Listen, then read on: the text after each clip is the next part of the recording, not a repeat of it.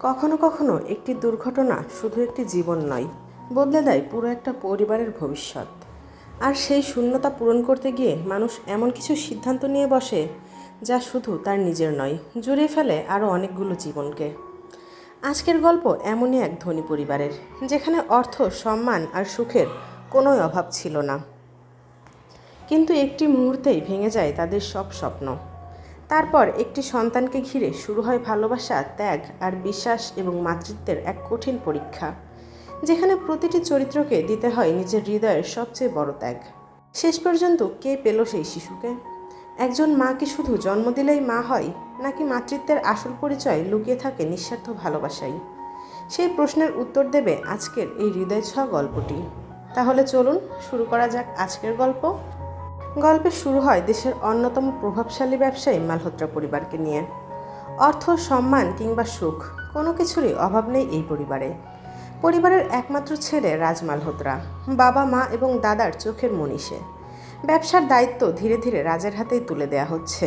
পরিবারের সবাই মনে করে রাজেরও এবার সংসার করার সময় হয়েছে। কিন্তু রাজের জীবনাদর্শ একদমই ভিন্ন। সে স্বাধীনভাবে জীবন কাটাতে ভালোবাসে। বিয়ে মানেই তার কাছে নতুন দায়িত্ব, নতুন ঝামেলা আর নতুন বাঁধন। তাই পরিবারের কথা বারবার সে এড়িয়ে যায়। সে ভাবতো বাইরের পরিবারের একটি মেয়ে এসে হয়তো তার পরিবারে মানিয়ে নিতে পারবে না, হয়তো তার পরিবারে সমস্যা শুরু হবে। তবে বাবা, মা আর দাদার ইচ্ছাকে শেষ পর্যন্ত রাজ আর অগ্রাহ্য করতে পারে না। অনেক অনুরোধ আর ভালোবাসার কাছে হার মেনে অবশেষে রাজ বিয়েতে রাজি হয়। এরপর রাজের বিয়ে ঠিক হয় ধনী ও সম্ভ্রান্ত পরিবারের মেয়ে প্রিয়ার সঙ্গে। শিক্ষিতা, ভদ্র আর মার্জিত স্বভাবের প্রিয়া প্রথম দেখাতেই সবার মন জয় করে নেয়। তবে তাদের প্রথম পরিচয় ঘটে এক মজার ভুল বোঝাবুঝি। মেয়ে দেখতে যাওয়ার আগে একটা পারিবারিক অনুষ্ঠানে প্রিয়া আর রাজের দেখা হয়েছিল। সেখানে প্রিয়াকে রাজ বেশ পছন্দও করেছিল, কিন্তু শেষের দিকে প্রিয়ার কোলে একটি ছোট্ট শিশুকে দেখে রাজ মনে করে বাচ্চাটা বুঝি প্রিয়ারই বাচ্চা।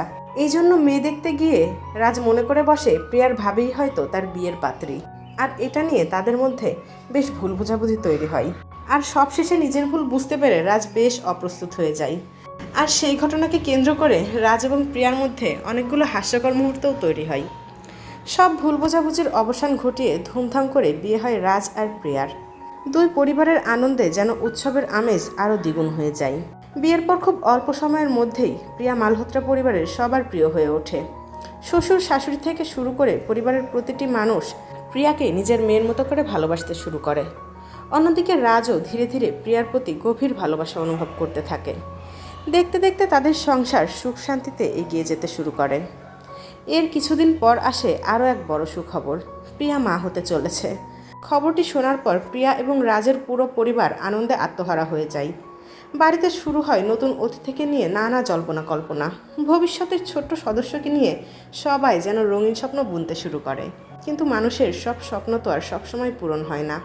একটি ভয়াবহ দুর্ঘটনা বদলে দেয় তাদের সবার জীবন। শুধু অনাগত সন্তানকেই হারাতে হয় না, চিকিৎসকের মুখে আরও একটি নির্মম সত্য জানতে পারে প্রিয়া। প্রিয়া আর কোনোদিন মা হতে পারবে না। এই খবর প্রিয়াকে সম্পূর্ণভাবে ভেঙে দেয়।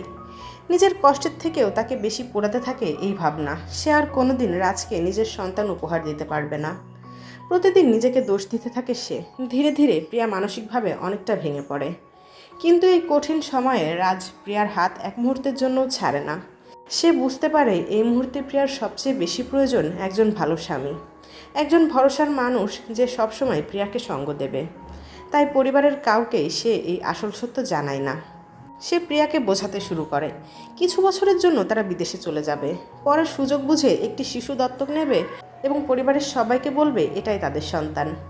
কিন্তু প্রিয়ার মনে হয় পরিবারের সবাইকে এভাবে অন্ধকারে রাখা একদমই ঠিক হবে না। অনেক ভাবনা চিন্তার পর তারা আরেকটি সিদ্ধান্ত নেয়, আর তা ছিল সারোগেসি। তবে এই বিষয়টি সম্পূর্ণ গোপন রাখা হবে। এরপর শুরু হয় একজন সুস্থ সারোগেট মায়ের খোঁজ। সেই সময় তাদের পরিচয় হয় মধুবালা নামে এক তরুণীর সঙ্গে। জীবনের কঠিন বাস্তবতা তাকে এমন এক পথে ঠেলে দিয়েছে যেখান থেকে বেরিয়ে আসার সুযোগ কখনো সে পায়নি। অর্থের প্রয়োজনে মধু এই চুক্তিতে রাজি হয়। তার কাছে এটি ছিল শুধুই একটি লেনদেন, এর বেশি কিছুই না। এরপর রাজ, প্রিয়া এবং মধু একসঙ্গে বিদেশ চলে যায়। সময়ের ব্যবধানে মধু গর্ভবতী হয়, আর দেশে থাকা পরিবারের সবাইকে জানানো হয় প্রিয়াই সন্তান সম্ভবা। সব কিছু পরিকল্পনা মতো এগোতে থাকলেও ধীরে ধীরে বদলাতে শুরু করে মধুর মন। রাজ কখনো তাকে ছোট করে দেখে না, অসম্মান করে না, বরং সবসময় একজন মানুষ হিসেবে সম্মান করে। অতীতের কালো অধ্যায়কে পেছনে ফেলে মধু আস্তে আস্তে তার নতুন জীবনকে মেনে নিতে শুরু করে। অন্যদিকে প্রিয়াও মধুকে অনেক যত্ন আর আন্তরিকতায় আগলে রাখে। যেই সম্মান আর ভালোবাসা মধু কোনোদিন পায়নি, সেটাই ধীরে ধীরে তার হৃদয়ে নতুন অনুভূতির জন্ম দেয়। ঠিক তখনই কোনো পূর্ব ঘোষণা ছাড়াই রাজের পরিবারের সদস্যরা বিদেশ চলে আসে। সবাইকে সামলাতে প্রিয়া মধুকে নিজের ঘনিষ্ঠ বান্ধবী বলে পরিচয় করিয়ে দেয়। পরিস্থিতি সামাল দিলেও বিষয়টি আগের চেয়ে আরও জটিল হয়ে ওঠে। পরিবারের সবার আন্তরিকতা, আদর আর ভালোবাসা দেখে মধু গভীর মানসিক দ্বন্দ্বে পড়ে যায়। সে বুঝতে পারে যে সন্তানকে সে নিজের গর্ভে ধারণ করছে তাকে ছেড়ে দেওয়া মোটেও সহজ হবে না।